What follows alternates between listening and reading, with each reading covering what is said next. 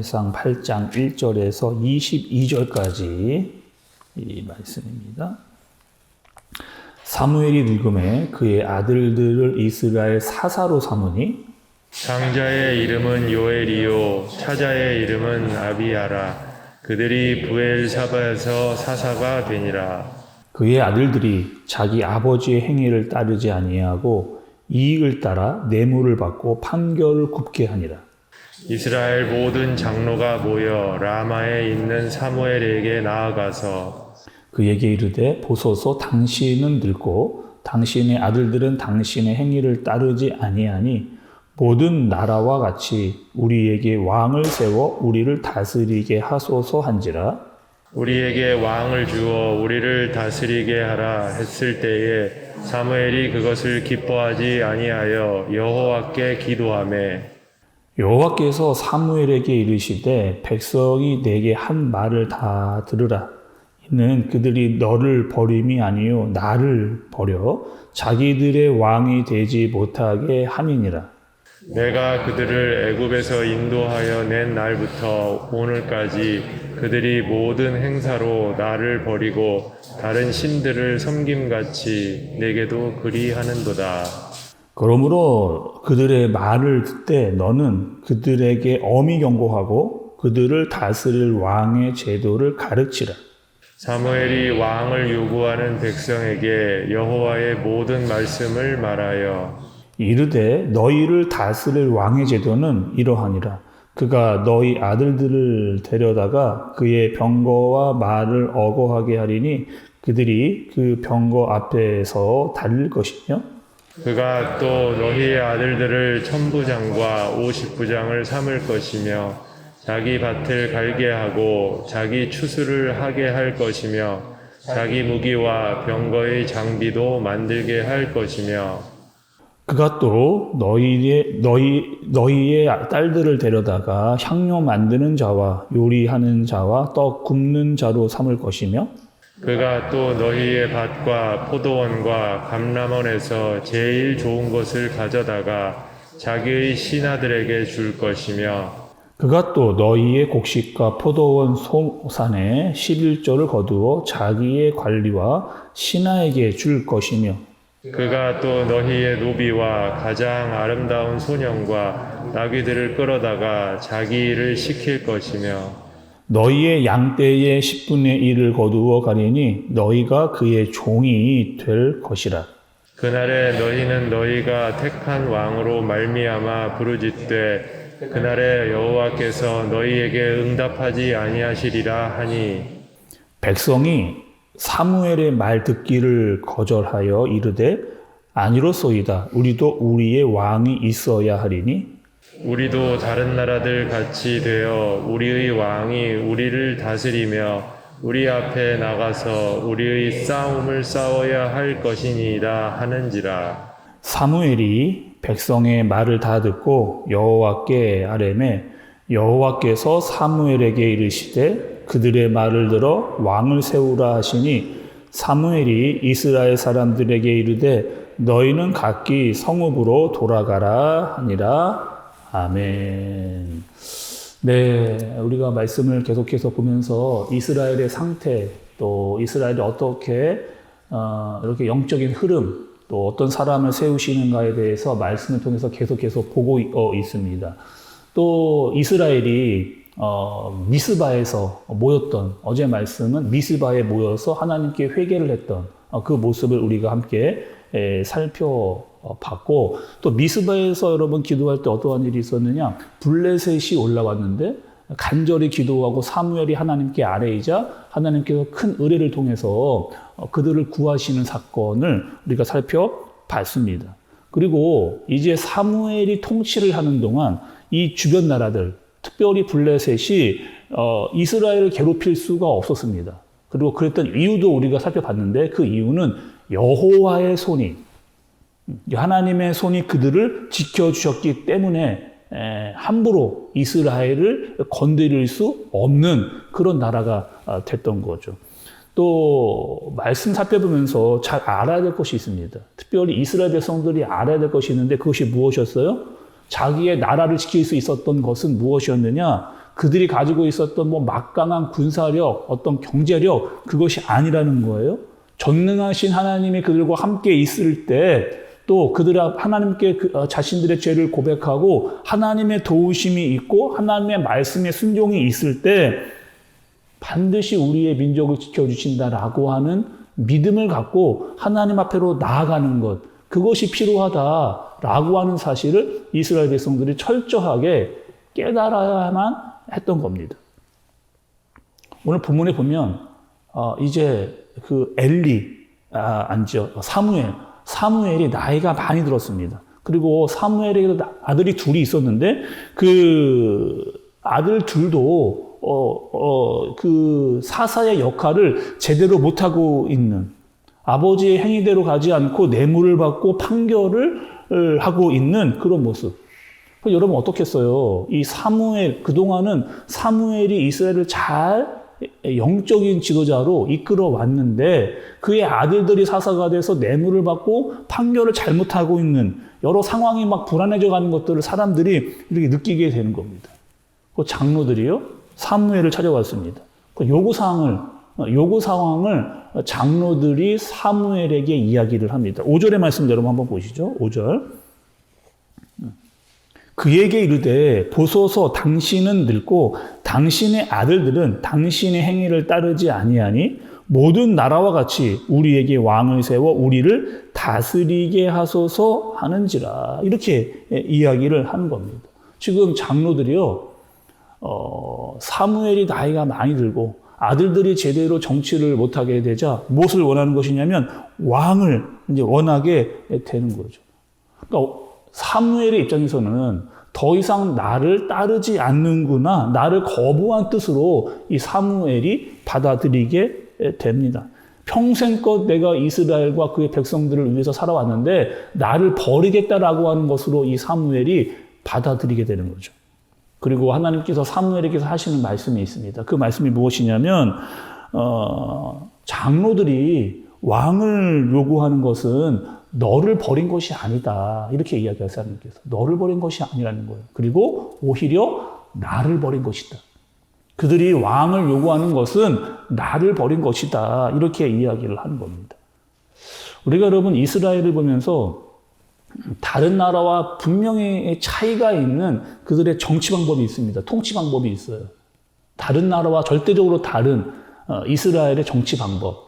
그것은 무엇이냐면 철저히 하나님이 그들을 인도하고 지키고 보호했던 신정 정치를 통해서 그 나라가 이끌어져 왔던 겁니다.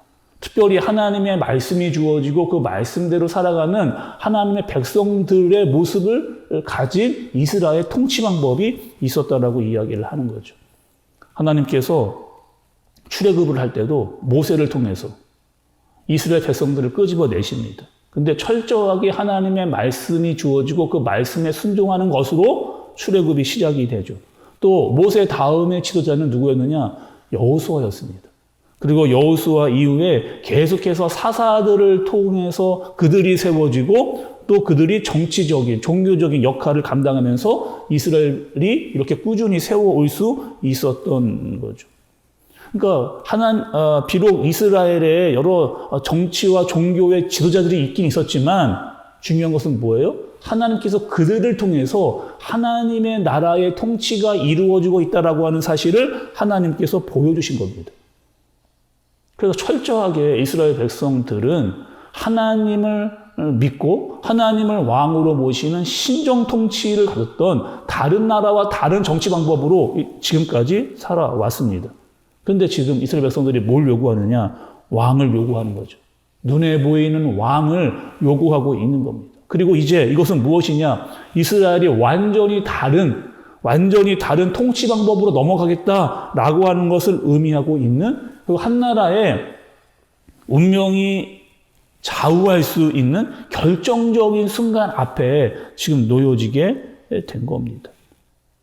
여러분, 우리가 말씀을 보면서 이 이스라엘이 왕을 세운다라고 이렇게 할 때 물론 그것이 문제이기도 했습니다. 근데 정말 본질적인 문제, 하나님께서 그 이스라엘 백성들을 보시면서 하나님께서 그들을 향해서 보셨던 본질적인 문제를 우리가 좀 살펴봐야 되는데요. 먼저는 하나님께서 왕에 대한 이야기를 이미 이전에 하셨습니다.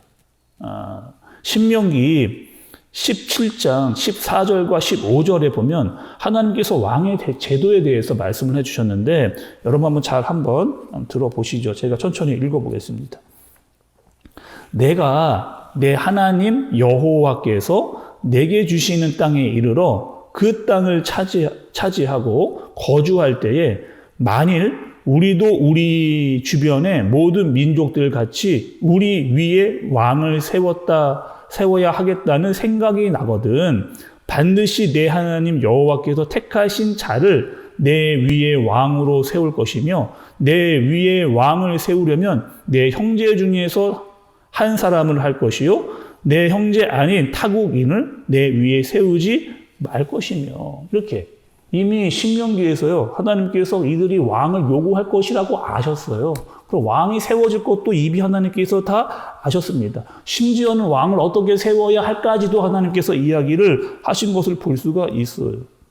근데 왜 하나님께서는 장로들이 사무엘에게 와서 왕을 세워달라고 했을 때 하나님께서 이렇게 이야기를 하시죠. 그들은 나를 버린 것이다. 그들은 나를 버린 것이다. 라고 왜 하나님은 그렇게 말씀을 하셨을까?